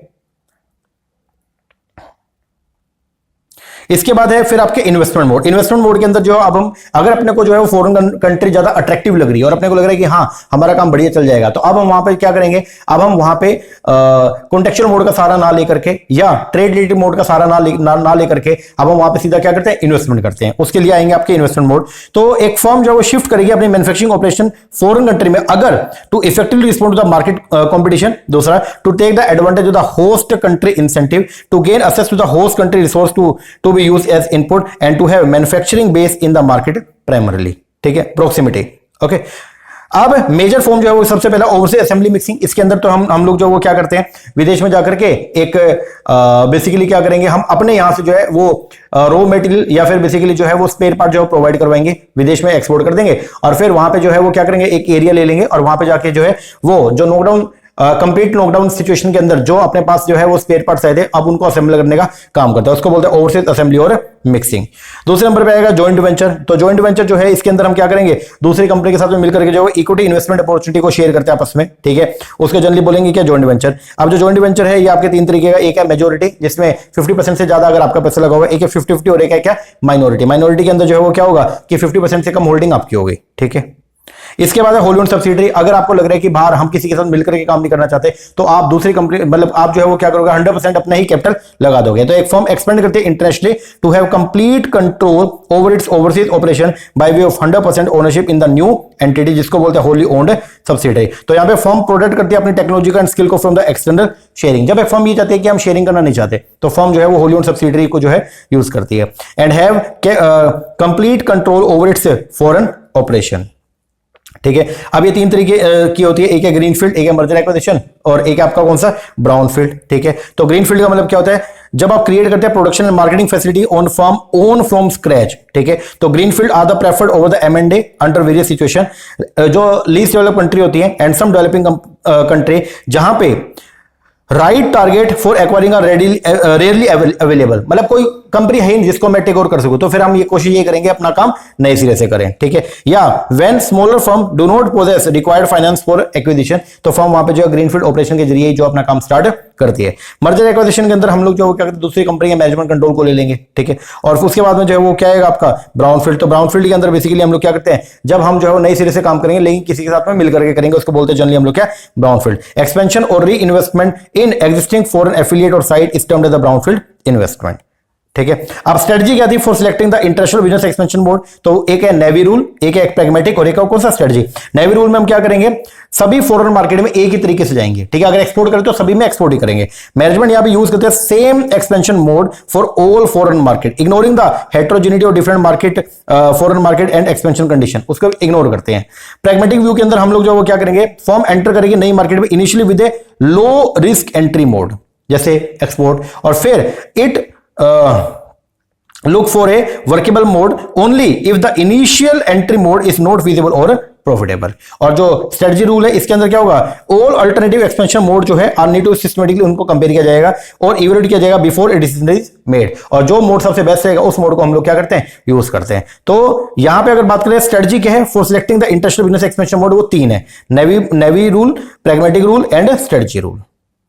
इसके बाद फॉरेन इन्वेस्टमेंट, फॉरेन इन्वेस्टमेंट जो है बाहर से जो भी फॉरेन इन्वेस्टमेंट अगर अपनी कंट्री के अंदर आ रही है तो वो उसको 2 फॉर्म में हम डिवाइड करते हैं, एक है एफडीआई और एक है कौन सा, एफपीआई। अगर बाहर से आने वाली इन्वेस्टमेंट किसी पर्टिकुलर कंपनी में वो कितनी आ रही है, 10% या उससे ज्यादा आ रही है, ठीक है, तो उसको बोलेंगे हम लोग एफडीआई, और 10% से कम अगर इन्वेस्टमेंट आ रही है बाहर से एक पर्टिकुलर कंपनी में उसको बोलेंगे एफपीआई, ठीक है जी।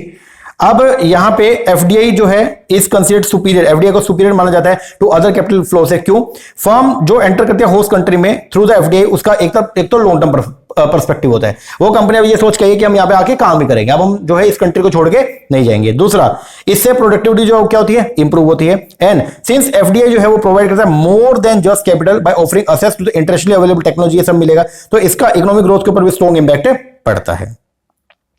अब एफडीआई का कॉन्सेप्ट क्या आपको मैंने बताया है अभी, और इसके बाद आएगा एफपीआई जो है वो क्या होता है, फॉरेन पोर्टफोलियो इन्वेस्टमेंट। अगर आप देखो, अगर आप बाहर जो अपना पैसा इन्वेस्ट करो किसी कंपनी के अंदर for the sake of control लेने के लिए, वो एफडीआई। और अगर आप बाहर किसी कंपनी में पैसा जो है अपना क्या करो, इन्वेस्ट करो for the sake of earning profit, तो उसको बोलेंगे हम लोग एफपीआई, फॉरेन पोर्टफोलियो इन्वेस्टमेंट, ठीक है। रीजन क्या है, एक तो कॉस्ट ऑफ ट्रांसपोर्टेशन है, एक है लायबिलिटी ऑफ द फॉरेननेस, ठीक है। ये इन रीजन की वजह से हम लोग जो है जनरली एफडीआई करना ट्रीट करते हैं, ठीक है। Selection of the FDI destination, अगर अब क्वेश्चन ये है कि आप किस कंट्री में जाकर के जो है वो अपनी प्रीमाइसेस ओपन करोगे, ठीक है, तो सिलेक्शन कैसे करेंगे, तो सबसे पहले आप मतलब क्या क्या फैक्टर को कंसीडर करो। सबसे पहले जो कॉस्ट ऑफ कैपिटल इनपुट, अगर जिस कंट्री में सस्ती आ रही है उस कंट्री में जाके करेंगे। वेज जहां पे सस्ता होगा वहां जाएंगे। टैक्सेशन डिजाइन जो हमारे फेवर में होंगे वहां जाएंगे। कॉस्ट इनपुट सस्ता पड़ेगा वहां जाएंगे। कॉस्ट ऑफ लॉजिस्टिक कम पड़ेगा वहां जाएंगे। मार्केट डिमांड ज्यादा होगा वहां जाएंगे, ठीक है।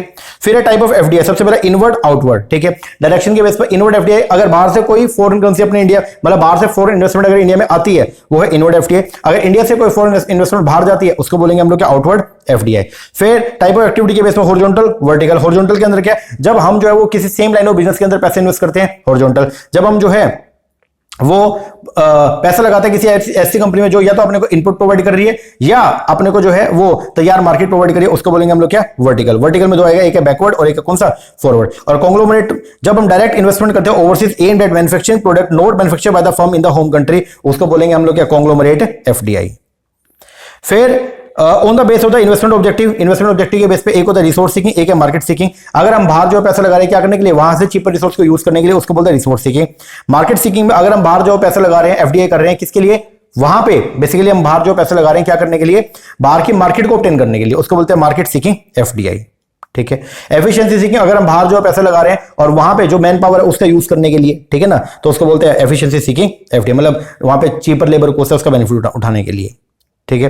फिर ग्रीनफील्ड का मतलब क्या है, इन्वेस्ट करना in creation of the new facility, ठीक है, ये expansion of the existing facility is termed as greenfield investment. और मर्जर एक्विजिशन में तो दो कंपनी दूसरी कंपनी के साथ में मिलकर के, ठीक है। सेक्टर के बेस पर एक है इंडस्ट्रियल एफडीआई, अगर आप जो बाहर पैसा इन्वेस्ट कर रहे हो या बाहर से अगर कोई पैसा अपने यहाँ पे आ रहा है एक पर्टिकुलर इंडस्ट्री में तो उसको बोलेंगे industrial FDI. Non industrial FDI, अगर पैसा आ रहा है सर्विस सेक्टर में तो उसको बोलेंगे नॉन इंडस्ट्रियल एफडीआई। फिर स्ट्रेटेजिक मोड के बेस पर एक्सपोर्ट रिप्लेसमेंट, अगर मान लो कभी ऐसा हो गया कि ट्रेड के ऊपर बैरियर लगाने शुरू हो गए और उसको अगर अपने को क्या करना है, बैरियर को मिटिगेट करना है, तो अब हम जो है वो एफडीआई लगा रहे हैं क्या करने के लिए, अपने एक्सपोर्ट को रिप्लेस कर रहे हैं। पहले हम यहां से सामान बना के बाहर बेचते थे, अब हम बाहरी सामान बनाकर और वहीं उनको बेचना शुरू कर देंगे, इसको बोलते हैं एक्सपोर्ट रिप्लेसमेंट। फिर एक्सपोर्ट प्लेटफॉर्म, होस्ट कंट्री में प्रोडक्शन करेंगे और पूरे वर्ल्ड में वहां से सामान को बेचेंगे, उसको बोलते हैं एक्सपोर्ट प्लेटफॉर्म। और डोमेस्टिक सब्स्टिट्यूशन, फॉरेन में प्रोडक्शन करेंगे एंड आउटपुट जो है होम कंट्री में सेल करेंगे, उसको बोलेंगे डोमेस्टिक सब्स्टिट्यूशन।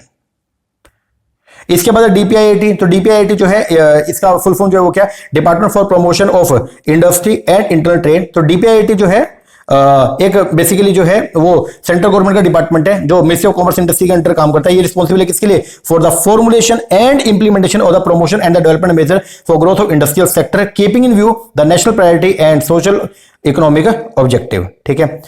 इसके जो सेक्रेटरी अभी वो है अमरदीप सिंह भाटिया, ये थोड़ा सा याद रखना, ठीक है। अब कौन कौन से सेक्टर जो है वो प्रोहिबिटेड है, कौन कौन से सेक्टर जो है वो प्रोहिबिटेड है, तो अगर उसकी हम बात करते हैं तो एफडीआई जो है प्रोहिबिटेड है कहां पे, मतलब बाहर से कोई पैसा जो है वो इन सेक्टर में नहीं आएगा। कौन कौन सा, लॉटरी, गैमलिंग, चिट फंड हो गया, निधि कंपनी हो गया, ट्रेडिंग इन द टीडीआर हो गया, रियल एस्टेट बिजनेस हो गया, मैन्युफैक्चरिंग और सिगार हो गया, या एक्टिविटी या sector not open to the private sector. तो यहाँ पे बाहर कोई भी फिरंगी बंदा जो अपने इंडिया में पैसा इन्वेस्ट कर नहीं सकता। फिर परमिटेड सेक्टर की अगर बात करें तो यहाँ पे 100% एफडीआई जो है वो क्या अलाउड है ऑटोमेटिक रूट से, ठीक है। तो वो है FDI allowed up to the 100% under the automatic route. वो कौन सा है, मतलब फिरंगी बंदा यहाँ पे पैसा लगा सकता है बिना गवर्नमेंट के अप्रूवल के, ये सब सेक्टर हो गया। फिर इसके अलावा कुछ आपका ये मिक्स था, ये क्या हो रहा है भाई,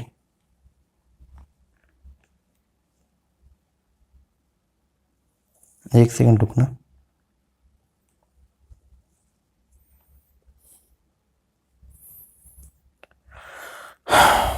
ठीक है, ये थोड़ा देख लेना एक बार, ये ग्रीनफील्ड और ये सब हमने देख लिया। अच्छा, cost and benefit of FDI की बात करें तो बेनिफिट टू होम कंट्री, मतलब अगर इंडिया से कोई एफडीआई हमने यूएस में लगाई तो इंडिया को क्या क्या बेनिफिट है। सबसे पहला, हम अगर बाहर पैसा लगाएंगे तो बाहर से रीपेट्रिएशन का इनकम आएगा। दूसरा, एक्सपोर्ट, मतलब बाहर अगर हम पैसा लगाएंगे, बाहर अपनी कंपनी को एस्टेब्लिश करेंगे तो यहां से हम मशीनरी को एक्सपोर्ट भी करेंगे। तीसरा, इंडस्ट्रियल एक्टिविटी जो है वो होम कंट्री के अंदर बढ़ेगा, जिससे अपने यहाँ इन्वेस्टमेंट अपॉर्चुनिटी भी क्या हो, मतलब एम्प्लॉयमेंट अपॉर्चुनिटी भी बढ़ेगी। और firm and other home country जो है अपने को जो है बाहर अगर हम जाके काम करेंगे तो हमको जो है बाहर से नई नई स्किल जो है वो लर्न करने का मौका मिलेगा। हमको नुकसान क्या है, सबसे पहला इंडस्ट्री एंड एम्प्लॉयमेंट पोजीशन हमारे स्टेक पे आ जाएगी, क्योंकि अब आप इंडिया में सामान ना बना के बाहर बना रहे हो तो एक ये पंगा पड़ेगा। दूसरा, करंट अकाउंट पोजीशन जो है होम कंट्री का वो सफर करेगा, क्योंकि एफडीआई जो है वो सब्सिट्यूट है किसका, डायरेक्ट एक्सपोर्ट का, ठीक है। अब जिस कंट्री में एफडीआई आया उसको क्या बेनिफिट है, उसको बेनिफिट ये है, एक तो रिसोर्स आ गए, दूसरा एम्प्लॉयमेंट जो है वहां पे क्या हो जाएगा, बढ़ जाएगा, तीसरा बैलेंस ऑफ पेमेंट भी क्या हो जाएगा, अच्छा हो जाएगा। अब उसका नुकसान जो है वो क्या, सबसे पहला कंपटीशन बढ़ जाएगा क्योंकि फॉरेन कंपनीज आ गई हैं। फिर नेगेटिव इफेक्ट होगा on the payment balance of payment, एक तो क्योंकि रिपेट्रिएशन अगर करके हम लोग जो अपना पैसा बाहर लेके जाएंगे तो उस कंपनी को, उस कंट्री को क्या होगा, लॉस होगा। दूसरा, अब अगर हम बाहर एफडीआई लगा रहे तो हम यहां से जो है अपनी मशीन लेके गए तो उनके लिए वो क्या हो जाएगा, इंपोर्ट हो जाएगा, ठीक है। और दूसरा, उनकी जो नेशनल सोवरेनिटी और ऑटोनॉमी है वो भी क्या होगी, डिस्टर्ब होगी, ठीक है। अच्छा, कुछ खास बात है वो क्या, स्विट्जरलैंड जो है वो टॉप पे है, टॉप ऑफ 2023 ग्लोबलाइजेशन इंडेक्स में विद स्कोर ऑफ 90.75, ठीक है। बेल्जियम और नीदरलैंड इसके बाद में है, ठीक है। तो ये बात थोड़ा सा ध्यान रखना कि ग्लोबलाइजेशन इंडेक्स में जो अभी टॉप पे है वो कौन है, स्विट्जरलैंड है। दूसरा, एफडीआई इनफ्लो इनटू इंडिया जो है अप्रैल 2000 से लेके सितंबर 2024 तक जो है हैव सोर टू, ये जो है वो था 1033.4 बिलियन मार्क, ठीक है। इसने ये रिफ्लेक्ट किया है कि इंडियन इन्वेस्टमेंट अपॉर्चुनिटी जो है ना इन द अपने, मतलब जो इन्वेस्टमेंट अपॉर्चुनिटी अपनी कंट्री के अंदर वो क्या हो रही है, बढ़ रही है। टॉप एफडीआई का इन्फ्लो जो है आया, सबसे ज्यादा एफडीआई जो आई है वो आई है पहले नंबर पे यूएस से, दूसरे पे चाइना से, और सबसे ज्यादा एफडीआई अपने यहां से जो बाहर गई है वो गई है यूएस और कहां, जर्मनी। जो लार्जेस्ट एफडीआई कंट्रीब्यूटर है, ठीक है, इंडिया के अंदर, वो अभी तक कौन है, मॉरिशस है। कौन है, मॉरिशस, ओके जी सर। ये हो गया अपना चैप्टर नंबर फर्स्ट। अब हम करेंगे chapter number second. Chapter number second की अगर बात करते हैं तो चैप्टर नंबर सेकंड है अपना थ्योरीज ऑफ इंटरनेशनल बिजनेस का। तो इंटरनेशनल बिजनेस है, देखो हमने ये पढ़ा था जब थ्योरी हमने किया तो हमने ये देखा कि जो इंटरनेशनल बिजनेस है वो कुछ एस्पेक्ट के ऊपर बेस्ड था, ओके। स्टार्टिंग कैसे हुआ, तो स्टार्टिंग में मर्केंटिलिज्म थ्योरी था, उसके बाद में आपका एडम स्मिथ का जो थ्योरी आया, फिर डेविड रिकार्डो का थ्योरी आया। तो ये थ्योरी बेसिकली जो है वो क्या थी, ये एक इंप्रूवमेंट होता गया। तो जैसे जैसे इंटरनेशनल बिजनेस है वो बढ़ता गया तो वैसे वैसे जो हम नए कॉन्सेप्ट के ऊपर जो है वो शिफ्ट होते गए थे, ओके। तो यहां पे जो है वो क्या लिखा हुआ है, the exchange of the goods across the national border is termed as international trade. बिल्कुल सही बात है। कंट्री डिफर करती है widely in terms of product services traded. बिल्कुल सही बात है कि हर कंट्री जो है वो क्या होता है, हर कंट्री जो है वो अलग है दूसरी कंट्री से, किसके रिस्पेक्ट में, कि जो वो सामान बना रही है, जो वो सर्विसेज के अंदर इन्वॉल्व है, ये सब। Country rarely follow the trade structure of the other nation, rather they evolve their own product portfolio and trade pattern for the export and import. इसके अलावा nation have marked difference in their vulnerability to the upheavals in exogenous factor. तो मोटा मोटी बात जो निकल के ये आया था कि जो अलग अलग कंट्री है, ठीक है, तो उनके अंदर जो है वो ट्रेड पैटर्न आपको अलग अलग देखने को मिलेगा। हर कंट्री का डिमांड स्ट्रक्चर भी जो है वो क्या देखने को मिलेगा, अलग अलग देखने को मिलेगा, ठीक है। तो इसका मतलब ये हो गया कि जब प्रोडक्ट और सर्विस जिसके अंदर वो ट्रेड करिए अगर वो क्या डिफरेंट है, तभी तो हमारा व्यापार उनके साथ में जो है वो क्या होता है, बढ़ता है। भाई मेरे को ऐसा कोई सामान चाहिए जो आपके पास में, और आपको कोई ऐसा सामान चाहिए जो मेरे पास में, तो बट ऑब्वियस है कि हम दोनों के बीच में ट्रेड जो है वो क्या होगा, बढ़ेगा, ठीक है। आप थ्योरी की अगर बात करते हैं तो सबसे पहले जो थ्योरी है, सबसे पहले जो थ्योरी हमारे सामने आ रही है वो है आपका थ्योरी ऑफ मर्केंटिलिज्म। ये जो थ्योरी है क्या बोलती है, the theory of mercantilism attribute करते हैं और मेजर करते हैं वेल्थ ऑफ ए नेशन कैसे, by the size of its accumulated treasure, ठीक है। आपके पास में गोल्ड के या आपके पास में सिल्वर के जो जितने रिजर्व पड़े थे उसके बेस पर जो है एक नेशन की वेल्थ को जो है वो देखा जाएगा। तो एक नेशन की वेल्थ जो है वो डिपेंड करेगी किसके ऊपर, कि उस नेशन के पास में कितने गोल्ड के जो है वो क्या पड़े, रिजर्व पड़े, या कितने सिल्वर के क्या पड़े, रिजर्व। तो जिस नेशन के पास में गोल्ड के रिजर्व या सिल्वर के रिजर्व ज्यादा है तो उसकी जो वेल्थ है वो क्या होगी, ज्यादा, और जिसके पास में ये रिजर्व कम है तो उसकी, इसका मतलब ये कि उसकी वेल्थ जो है वो क्या रहेगी, कम रहेगी। तो हर नेशन जो है वो कोशिश करता है कि वो अपने पास जो है वो इनके जो रिजर्व है गोल्ड और सिल्वर के, इनको वो क्या करें, इंक्रीज करें। मतलब मेटल करेंसी के रिजर्व को हम लोग क्या करना चाहते हैं, बढ़ाना चाहते हैं, ठीक है। अब इसका जो थ्योरी है इसकी लिमिटेशन जो है वो क्या थी, सबसे पहली बात जो ये थ्योरी मानती है कि international trade is treated as a win lose game. एक का जितना फायदा होगा दूसरे का उतना ही जो है वो क्या होगा, लॉस होगा, रिजल्टिंग वर्चुअली, जिसकी वजह से जो है वो ग्लोबल वेल्थ में कोई भी कंट्रीब्यूशन देखने को नहीं मिलेगा। 10 international trade becomes a zero sum game. तो इंटरनेशनल ट्रेड जो है वो क्या होगा, एक जीरो सम गेम की तरह होगा। फेवरेबल बैलेंस जो है ट्रेड का वो पॉसिबल तभी होगा शॉर्ट रन में, लॉन्ग रन के अंदर ये सब जो है वो क्या हो जाएगा, एलिमिनेट हो जाएगा। प्रेजेंटली गोल्ड रिजर्व जो है वो एक ओनली माइनर प्रोपोर्शन है किसका, नेशनल फॉरेन एक्सचेंज रिजर्व का, क्योंकि गोल्ड बहुत ही कम है और हम जो है वो फॉरेन करेंसी रिजर्व को अपने पास में होल्ड करते हैं। मर्केंटलिस्ट थ्योरी जो है वो ओवरलुक करता है अदर फैक्टर को इन the country wealth, like natural resource हो गया, मैन पावर हो गया, स्किल लेवल हो गया, कैपिटल, इनको भी हम लोग जो कंसीडर करके चलते हैं। If all country follow restrictive policy, अगर हर कंट्री जो है वो क्या करेगा, अगर अपने इंपोर्ट्स को कम करना चाहेगा, ठीक है, रिस्ट्रिक्टिव पॉलिसी अगर वो ऑप्ट करेगा और प्रमोट करना चाहेगा अपने एक्सपोर्ट को, ठीक है, इंपोर्ट को रोकेगा, and create several trade barrier in the process, it would ultimately result in a highly restrictive environment for the international trade, और कभी भी इंटरनेशनल ट्रेड पॉसिबल ही नहीं हो पाएगा। तो ये है सबसे पहली थ्योरी जिसको बोलते हैं थ्योरी ऑफ मर्केंटिलिज्म, जिसके अंदर हमारा जो मेन फोकस है, मतलब हर कंट्री का जो मेन फोकस होता है वो क्या होता है कि गोल्ड या सिल्वर के रिजर्व को क्या करना, इंक्रीज करना। मतलब हम ये चाहेंगे, हम जो मेटल करेंसी है उसके रिजर्व को हम क्या चाहेंगे, बढ़ाना चाहेंगे, ठीक है। अब तीन होती है, एक और जीरो सम गेम जिसके अंदर एक का जितना फायदा दूसरे का उतना ही क्या होता है, लॉस होता है। एक है पॉजिटिव सम गेम, इसका मतलब क्या होता है, इट रेफर टू सिचुएशन जहां पे टोटल गेन जो है या टोटल लॉस है वो ग्रेटर है किससे, जीरो से, ठीक है। और नेगेटिव सम गेम का मतलब क्या होता है, जब इंटरनेशनल बिजनेस में आकर के जो है वो अल्टीमेटली, ठीक है, जो basically all participant lose as the negative और losses outweigh the positive of winning, तो इसको बोलते हैं हम लोग क्या, नेगेटिव सम गेम। दूसरी थ्योरी जो है वो है theory of cost, absolute cost advantage. ये थ्योरी दिया एडम स्मिथ ने। तो एडम स्मिथ की ये थ्योरी जो है वो ये बोलती है कि अगर जिस प्रोडक्ट के अंदर आपकी जो वो क्या है एब्सोल्यूट एडवांटेज है, आप उस प्रोडक्ट को बना के और क्या करेंगे, एक्सपोर्ट करेंगे, और जिसके अंदर आपकी डिसएडवांटेज है आप उसको जो है वो क्या करोगे, इंपोर्ट करोगे, ठीक है ना। तो theory of absolute cost advantage जो ये बोलती है the ability of a nation to produce the goods more efficiently and cost effectively than the other nation. तो जिस प्रोडक्ट में आपकी जो है वो क्या है, कॉस्ट एडवांटेज है, ठीक है, एब्सोल्यूट कॉस्ट एडवांटेज है, तो आप उस प्रोडक्ट को तो क्या करोगे, बनाओगे, और बना करके क्या करोगे, एक्सपोर्ट करोगे, और जिसमें आपकी डिसएडवांटेज है आप उसको जो है वो क्या करोगे, इंपोर्ट करोगे, ठीक है। तो 1776 के अंदर जो है वो एडम स्मिथ ने थ्योरी जो है उसको क्या किया, प्रोपाउंड किया, और इसके अंदर ये बोला गया एवरी कंट्री शुड स्पेशलाइज, हर कंट्री को जो है स्पेशलाइज होना चाहिए in producing those product which it can produce as a less cost than that of the other country and exchange these product with other product produce cheaply in other country. तो trade जो होगा between two country take place when जब एक country जो है वो produce करेगी दूसरी गुड्स को कम कॉस्ट के ऊपर than that of another country, and the other country has a absolute cost advantage over the first country in producing in any other product, ठीक है। अब जो आपके पास कॉस्ट एडवांटेज हो सकती है वो कैसे कैसे हो सकती है, वो हो सकती है skill labour and specialisation advantage हो सकती है, आपके पास नेचुरल एडवांटेज हो सकती है, आपके पास में एक्वायर्ड एडवांटेज भी हो सकती है, ठीक है। इस थ्योरी की कुछ असम्पशन थी। सबसे पहला हम ये मानते हैं कि ट्रेड जो वो होगा दो कंट्री के बीच में। दूसरा, ओनली टू कमोडिटी जो है वही आपस में ट्रेड की जाएगी। तीसरा, फ्री ट्रेड जो है एग्जिस्ट करेगा between the country, and the only element जो है कॉस्ट ऑफ प्रोडक्शन का वो क्या रहेगा, लेबर रहेगा। अब इसकी जो है वो कुछ कमियां थी, और कमी जो है वो ये है क्रिटिसिज्म। सबसे पहला, कभी भी एब्सोल्यूट मतलब अगर मान लो दो कंट्री हैं और किसी के पास अगर एब्सोल्यूट एडवांटेज नहीं है तो ये थ्योरी वहां पे एप्लीकेबल नहीं होगा। कंट्री साइज जो है वो भी क्या करेगा, वेरी करेगा। तो ये थ्योरी जो है ये डील नहीं करती with the country by country difference in the specialisation. Variety of resources भी आपको देखने को मिल सकते हैं। ट्रांसपोर्टेशन कॉस्ट जो है वो भी हमने ये माना कि नील है, लेकिन एक्चुअल में आपको देखने को मिलेगा। स्केल इकोनॉमिक्स जो है वो भी आपको देखने को मिलेगा। Absolute advantage for many product. अब ऐसा नहीं है कि आपका एक ही प्रोडक्ट में एब्सोल्यूट एडवांटेज होगा, कई जो कैपिटल इकोनॉमीज है तो उनके जो है वो बहुत सारे कैपिटल गुड्स के अंदर जो है वो क्या एब्सोल्यूट एडवांटेज होता है। तो ये अपना सेकंड थ्योरी है। सेकंड थ्योरी का नाम जो है वो क्या था, theory of absolute cost advantage. किसने दिया था, एडम स्मिथ ने। कब दिया, 1776 के अंदर। और ये थ्योरी क्या बोलती है, जिस प्रोडक्ट को बनाने में आपकी जो है वो क्या आपके पास में एब्सोल्यूट एडवांटेज है, आप उस सामान को बना करके क्या करोगे, एक्सपोर्ट, और जिसमें आपकी डिसएडवांटेज है आप उसको जो है वो क्या करोगे, इंपोर्ट करोगे। इसके बाद जो तीसरा है वो है आपका theory of comparative cost advantage. ये थ्योरी दिया था किसने, डेविड रिकार्डो ने 1817 के अंदर। इस थ्योरी के अंदर जो है डेविड रिकार्डो ये बोलते हैं कई बार ऐसा होता है कि हमारी जो है वो एब्सोल्यूट कॉस्ट एडवांटेज नहीं है, मतलब दूसरी कंट्री के मुकाबले में हम किसी भी प्रोडक्ट को अच्छे से नहीं बना सकते, लेकिन हमारी आपस में अगर हम जो सामान जो हम बना रहे हैं, दो प्रोडक्ट जो हम बना रहे हैं, उनमें से एक के अंदर हमारी जो है वो डिसएडवांटेज कम और एक के अंदर क्या ज्यादा है, तो जिसमें अपने को लॉस कम हो रहा है उस सामान को बना करके हम क्या करेंगे, एक्सपोर्ट करेंगे और बाकी को क्या करेंगे, इंपोर्ट करेंगे।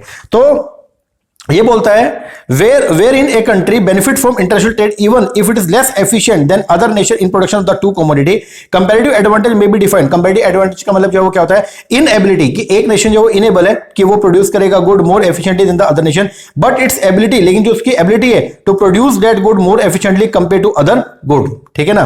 तो दस कंट्री में be at the absolute disadvantage with respect to both the commodity. दूसरे से कंपेयर करूंगा तो मैं दोनों के अंदर पिछड़ा हुआ हूं, लेकिन एब्सोल्यूट डिसएडवांटेज जो है ना एक गुड्स के अंदर in one commodity than other, वो एक में कम है और एक में क्या ज्यादा है। देयरफॉर इसीलिए a country should specialise in the production and export of the commodity in which absolute disadvantage is less than that of the other commodity, और in other words country has got a comparative advantage in terms of more product efficiency. अब ये जो theory था इसकी कुछ criticism, यहां पे भी हमने ये माना कि दो कंट्री हैं, जो कि आपका जो है वो क्या, ये अज्यूम किया गया कि दो कंट्री जो पार्टिसिपेट करेगी, बट रियलिटी के अंदर दो से ज्यादा कंट्री भी होती है। ट्रांसपोर्टेशन कॉस्ट को यहां पे जो है वो क्या माना हमने, नॉन एग्जिस्ट माना, जबकि एक्चुअल में वो होता है। दो ही प्रोडक्ट लेके चले लेकिन दो से ज्यादा प्रोडक्ट होते हैं। हमने फुल एम्प्लॉयमेंट माना है, जबकि एक्चुअल में ऐसा नहीं होता। इकोनॉमिक एफिशिएंसी जो है, मतलब नेशन का जो गोल है वो है इंटरनेशनल ट्रेड का, वो है is not necessarily economic efficiency, ठीक है। अदर गोल जो है वो भी देखने को मिलते हैं। डिवीजन ऑफ गेन जो है इसकी बात की गई है, मोबिलिटी की बात की गई, लेकिन फैक्टर सारे के सारे मोबाइल ऐसा जरूरी नहीं है। And services, comparative advantage theory जो डील करता है ओनली किसी प्रोडक्ट में, और सर्विस के ऊपर ये डील नहीं करता। इसके बाद अगली थ्योरी है वो है फैक्टर प्रोपोर्शन या फैक्टर एंडोवन थ्योरी।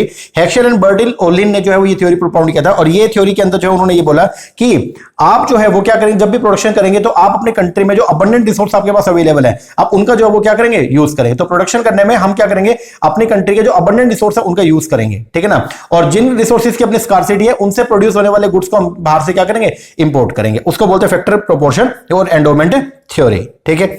अब इसके अंदर जो है वो रिलेशन जो दिया गया था वो था लैंड लेबर में, लेबर कैपिटल में, एंड टेक्नोलॉजी कॉम्प्लेक्सिटी के अंदर। फिर था Leontief paradox.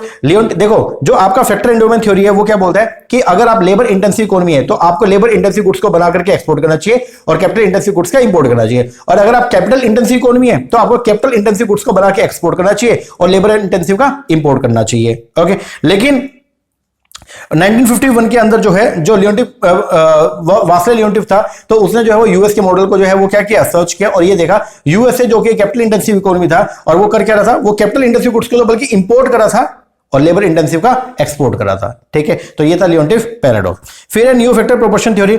New factor proportion theory जो ये बोलती है कि इट इज नॉट द अबंडेंसी, मतलब अबंडेंसी या स्कार्सिटी ये मैटर नहीं करती, बल्कि जो चीज मैटर करती है वो है आपका क्या, क्वालिटी, ठीक है ना। तो बोलता है this theory explain that it is not only the abundancy of the particular factor but also the quality of that factor of production that influence the pattern of the international trade. तो दो factor theory के अंदर जो है वो क्या, दो country है, दो कमोडिटी है, दो फैक्टर, दो की जगह हम तीन फैक्टर लेके चलेंगे और तीसरा फैक्टर जो है वो मैनिफेस्ट करेगा किसके अंदर, क्वालिटी में। इसके बाद है आपका country similarity. Country similarity theory जो है वो क्या बोलता है, दो कंट्री जिनका डिमांड पैटर्न जो है वो क्या रहेगा, सिमिलर रहेगा, तो उनके उन दोनों कंट्री में जो जनरली जो गुड्स होंगी वो एक जैसी होंगी और उनका जो आपस में जो इंटरनेशनल ट्रेड है वो भी क्या रहेगा, ज्यादा रहेगा। ये कंट्री सिमिलरिटी। तो स्टेफन बी लिंडर ने ये बोला, ये एक स्वीडिश इकोनॉमिस्ट थे, इन्होंने इस फिनोमेना को जो है वो एक्सप्लेन किया इंट्रा इंडस्ट्री ट्रेड 1961 में। इन्होंने ये बोला the similarity in the consumer preference in the country that are at the same stage of economic development. दो कंट्री अगर इकोनॉमिक डेवलपमेंट की सेम स्टेज के ऊपर, जैसे इंडिया और चाइना सेम स्टेज पे है, तो हम दोनों का जो ट्रेड रहेगा ना वो क्या रहेगा, ज्यादा रहेगा। It provide the scope of intra industry trade among the country. तो दो कंट्री जिनका डिमांड पैटर्न जो है वो क्या रहेगा, सिमिलर रहेगा, तो उन दोनों कंट्री के बीच में होने वाला जो इंटरनेशनल ट्रेड है वो भी क्या रहेगा, ज्यादा रहेगा, ठीक है। सिमिलरिटी क्या क्या हो सकती है, सिमिलरिटी हो सकती है लोकेशन की, आसपास में ही है, सिमिलरिटी हो सकती है कल्चर की, एंड सिमिलरिटी हो सकती है पॉलिटिकल या इकोनॉमिक इंटरेस्ट का। इसके बाद है new trade theory. New trade theory जो वो दिया था पॉल क्रूगमैन ने। ये थ्योरी जो जब ये थ्योरी उन्होंने दिया तो उन्होंने एक अपना सेमिनल वर्क लिखा, intra industry specialisation and gain from trade 1980 के अंदर, और इन्होंने जो है वो यहां पे ये बोला कि trade pattern when market are not perfectly competitive और when the economy of scale are achieve by the production of specialised product. तो बोलते जो कंट्री होती है ना, जब वो आपस में ट्रेड करती है, they do not necessarily trade only to benefit from their difference but they also trade so as to increase their return which in turn enable them to benefit from specialization. International trade enable करता है firm को to increase its output due to specialization by providing a much larger market that result in enhancing its efficiency, इसको बोलते हैं new trade theory. तो जब आप जो ट्रेड करना स्टार्ट करोगे तो आपको स्पेशलाइजेशन का भी बेनिफिट होगा। अब जो आपको बेनिफिट मिलने स्टार्ट होंगे वो दो तरह के होंगे, एक है इंटरनल इकोनॉमिक्स और एक है कौन सी, external. Internal economics of scale जो है वो क्या होंगे, company benefit by the economic of scale when the cost per unit of output depend करती है अपॉन देयर साइज, तो लार्जर द साइज तो higher are the economics of scale. और एक्सटर्नल इकोनॉमिक्स जो वो क्या मिलेगा, ये आपको इकोनॉमिक्स मिलेगी इंडस्ट्री की वजह से, ठीक है। तो बोलते हैं if the cost per unit of output depend upon the size of the industry not upon the size of individual firm, it is referred to as the external economics of scale. इसके बाद में जो है मतलब basically ये जो आपका theory था ये बोलता है कि जो कंट्री इंटरनेशनल बिजनेस में इंडल्ज होगी तो उसको जो है वो इंटरनल और एक्सटर्नल जो है वो इकोनॉमिक्स देखने को मिलेंगी। फिर इंटरनेशनल पीएलसी जो है वो दिया था आपका रेमंड वर्नन ने, और ये थ्योरी जो है इस थ्योरी के अंदर इन्होंने ये बोला कि इंटरनेशनल बिजनेस के अंदर जो है ना वहां पे भी आपको जो है वो 4 स्टेजेस जो है वो देखने को मिलेगा प्रोडक्ट लाइफ साइकिल का। एक होगा सबसे पहले इंट्रोडक्शन, फिर होगा ग्रोथ, फिर आएगा मैच्योरिटी और फिर क्या डिक्लाइन, ठीक है। तो सबसे पहले प्रोडक्शन लोकेशन की बात करें तो इंट्रोडक्शन के अंदर जो प्रोडक्शन है वो जनरली कहां पे होगा, इनोवेटिंग कंट्री के अंदर ही होगा, ठीक है। ग्रोथ के अंदर जो है इनोवेटिंग में और अदर इंडस्ट्रियल कंट्री के अंदर होना स्टार्ट हो जाएगा। मैच्योरिटी पे मल्टीपल कंट्री, और डिक्लाइनिंग में मेनली जो प्रोडक्शन होगा वो कहां होगा, एलडीसी जो लीस्ट डेवलप्ड नेशन है वहां पे होगा। मार्केट लोकेशन की बात करें तो स्टार्टिंग के अंदर अपना सामान जो बिकेगा मेनली कहां बिकेगा, mainly in the country with some export, अपनी कंट्री में बिकेगा और थोड़ा बहुत एक्सपोर्ट करेंगे। ग्रोथ के टाइम पे जो है इंडस्ट्रियल कंट्री में बिकना शुरू हो जाएगा। मैच्योरिटी पे ग्रोथ होगा एलडीसी में, और डिक्लाइन पे जो है अपना सामान बिकेगा मेनली ओनली कहां पे, एलडीसी में। कंपेरेटिव फैक्टर की बात करें तो शुरुआत में हमारी जो है वो क्या होगी, मोनोपोली होगी। धीरे धीरे जो है वो डिमांड क्या होगा, बढ़ेगा। फिर उसके बाद में मैच्योरिटी पे ओवरऑल स्टेबलाइज हो जाएगा सारा सिस्टम, और डिक्लाइनिंग के अंदर जो है वो क्या होगा, अपनी डिमांड क्या होगी, डिक्लाइन होनी स्टार्ट हो जाएगी। प्रोडक्शन टेक्निक की बात करते हैं तो शुरुआत के अंदर जो है वो क्या होगा, इंट्रोडक्शन में शॉर्ट प्रोडक्शन रन होगा। उसके बाद में ग्रोथ के टाइम पे क्या होगा, कैपिटल इनपुट जो है वो क्या इंक्रीज होंगे, ठीक है। मेथड मोर स्टैंडर्डाइज हो जाएगा। फिर मैच्योरिटी के टाइम पे जो क्या होगा, long production run using high capital input, और उसके बाद में जब डिक्लाइन आएगा तो वहां पे क्या होगा, unskilled labour of the merchandise long production run, ठीक है। इसके बाद है ग्लोबल स्ट्रेटजी राइवलरी थ्योरी। तो ग्लोबल स्ट्रेटजी राइवलरी थ्योरी जो वो क्या बोलती है कि जो एमएनसी एक्वायर एंड डेवलप करेगी competitive advantage through a number of means, ठीक है। आप कैसे कैसे कर सकते हो, owing the intellectual property right, ठीक है। मतलब आप जो इंटरनेशनल बिजनेस के अंदर ना कोई भी जो एमएनसी है, जो मल्टीनेशनल कंपनी जो इंटरनेशनल बिजनेस के अंदर एंगेज है, अलग अलग देशों में जाकर जो क्या कर रही है, काम करिए, तो वो अपने कॉम्पिटिटिव एडवांटेज जो बिल्ड कर सकती है कैसे, by owing the intellectual property rights, ठीक है, कॉपीराइट, ट्रेडमार्क, पेटेंट, इस तरीके से, या आर&डी में इन्वेस्ट करके, या achieve the large scale economy, या एक्सपोर्ट द एक्सपीरियंस कर्व का फायदा उठा के। इसके बाद थ्योरी ऑफ कॉम्पिटिटिव एडवांटेज, जो थ्योरी ऑफ कॉम्पिटिटिव एडवांटेज है ये दिया था माइकल पोर्टर ने, और ये जो थ्योरी है वो ये बोलती है कि यहां पे हमारा जो मेन कंसंट्रेशन होगा ना वो होगा कंट्री, मतलब होम कंट्री के एनवायरमेंट के ऊपर। अब यहां पे हम लोग जो है वो क्या करेंगे, 4 फैक्टर है वैसे, लेकिन यहां पे 6 फैक्टर को कंसीडर करते हैं। सबसे पहला फैक्टर इनपुट, अगर डोमेस्टिकली अगर फैक्टर कंडीशन बढ़िया होगी तो फिर इंटरनेशनल ट्रेड में अपने को क्या मिलेगा, हेल्प मिलेगा। दूसरा डिमांड कंडीशन, अगर डोमेस्टिकली डिमांड अच्छी होगी तो इंटरनेशनल ट्रेड में हेल्प मिलेगा। रिलेटेड सपोर्टिंग इंडस्ट्री अगर डोमेस्टिकली अच्छी होगी तो इंटरनेशनल ट्रेड में हेल्प मिलेगा। अगर फर्म स्ट्रेटजी राइवलरी स्ट्रक्चर जो है वो बढ़िया रहेगा तो इंटरनेशनल ट्रेड में क्या मिलेगा, हेल्प मिलेगा। इसके अलावा 2 आपकी चीजें और होती है, एक होता है आपका गवर्नमेंट का सपोर्ट और एक आपका role of chance of event, ठीक है। इसके बाद फिर गेन फ्रॉम ट्रेड 2 तरीके का होता है। जब आप इंटरनेशनल ट्रेड में, जब आप इंटरनेशनल बिजनेस में एंगेज होते हो तो वहां पे आपको जो है वो ट्रेड से गेन जो है वो 2 तरीके से होगा, एक होगा स्टैटिक गेन और एक है कौन सा, डायनेमिक। स्टैटिक गेन जो वन टाइम होगा, डायनेमिक जो वो रेगुलर होता है, ठीक है। अब 3 मेजर होता है टर्म ऑफ ट्रेड को नापने का, एक है नेट बार्टर। इसके अंदर क्या होगा, net barter term of trade के अंदर हम लोग जो वो क्या कैसे निकालते हैं, जब एक्सपोर्ट प्राइस इंडेक्स को डिवाइड करते हैं किससे, इंपोर्ट प्राइस इंडेक्स से। ग्रोस बार्टर में हम क्या करेंगे, एक्सपोर्ट क्वांटिटी इंडेक्स को डिवाइड करेंगे इंपोर्ट क्वांटिटी से। और income barter term of trade में हम क्या करते हैं, net barter term of trade को मल्टीप्लाई करते हैं index of the size of export से।